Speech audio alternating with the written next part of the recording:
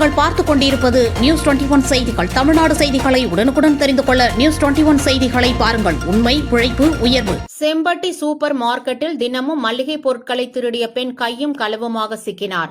இதுகுறித்த சிசிடிவி காட்சிகளுடன் காவல்துறையினர் விசாரணை நடத்தி வருகின்றனர்.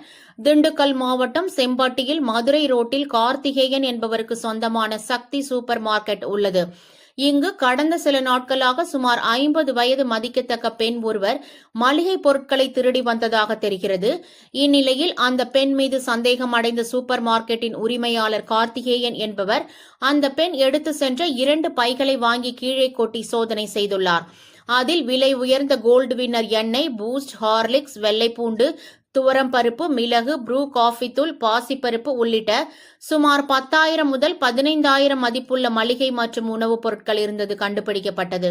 இதுகுறித்து கார்த்திகேயன் செம்பட்டி காவல் நிலையத்தில் கொடுத்த புகாரின் பேரில் காவல் ஆய்வாளர் சரவணன், சார்பு ஆய்வாளர் ராமபாண்டியன் ஆகியோர் சக்தி சூப்பர் மார்க்கெட்டில் மளிகை பொருட்களை திருடிய திண்டுக்கல்லைச் சேர்ந்த பெண்ணிடம் சிசிடிவி காட்சிகள் அடிப்படையில் தொடர்ந்து விசாரணை நடத்தி வருகின்றனர்.